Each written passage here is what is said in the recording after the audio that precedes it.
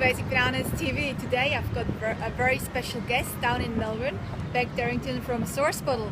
Now I quickly want to share with you where we are because we just came to this amazing coffee shop called Kinfold Enterprise in Melbourne, and if you ever come down here I would love for you to check it out because all the profits of all the drinks, the food, everything goes to charity. It's a really amazing concept, and I will probably be interviewing them for a little tip with you as well. Now back to Bec though, who is the founder, as I said, of Sourcebottle, and Sourcebottle is one of my absolutely favorite tools ever to get some free publicity.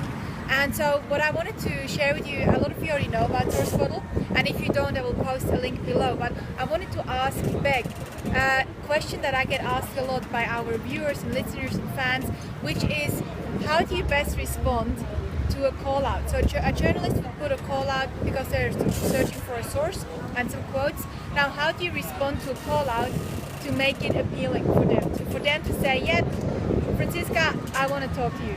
Yes, well, Francisca, you're right. I get asked this question a lot, and it's, you know, it makes the difference between getting yourself published in a fabulous newspaper as an expert, being quoted as an expert, or just wasting your time. So the most important thing to do in any response that you make to a journalist's queries is to not only get your details right, and not only sort of explain why you're probably the right source for this in terms of your qualifications and you satisfy their criteria.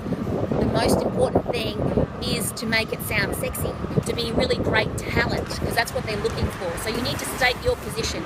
So if it was a call out with a query about what's your position with respect to sugar and sugar in our Western diets, you would be saying not only, okay, well, I'm a nutrition coach or I'm a nutritionist and I've had 15 years experience and this is my book and here's a hyperlink to that book, but you say very clearly what your position is. So you say, and I believe we have way too much sugar in our diets, and I think we need to reduce it by 70% and make it as colourful as possible. Stake your reputation on the statement, and because you're prepared to do that, then you'll be what they perceive as really great talent, and they'll give you a call again and again probably as well. But because a journalist is usually trying to straddle both sides of an argument, so if in that example that I gave, they'd be saying, okay, well, I need to find someone who's anti-sugar and someone who's pro-sugar, and then so by responding that way, you've satisfied their criteria straight away, and you will be a lot more likely to be successful than someone with a bland response that's basically just saying they have the qualifications and they're happy to talk on the story.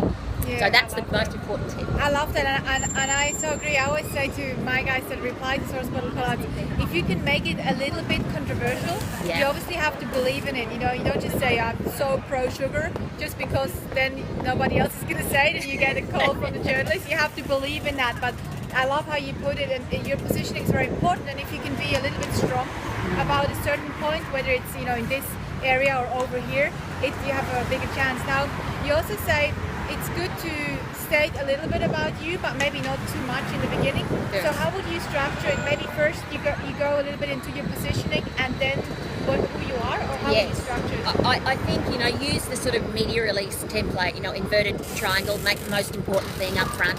So if make your controversial statement at the very beginning, and then basically, and I'm qualified to talk about this because I've had, you know, 10 years working as a coach or whatever. Yeah, you're right. And include as many sort of hyperlinks and things that can potentially make life really easy for them. Just all you've got to do is just make life really easy for them. So you're pretty much just handing them a story on a platter, and they will love it. I love it. And that's a really big key point. Make it easy for them.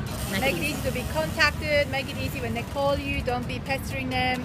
Don't keep asking them questions because they're going to ask you questions, and you will be a source in long term, which I think is very important. It's all about the relationship, and you will establish great relationships with journalists if you're a good talent. I love it, and that's, I assume and I trust that this tip is really useful for you if you're using Sourcebottle, or if you're not using Sourcebottle yet, then I would definitely recommend that you get onto Sourcebottle.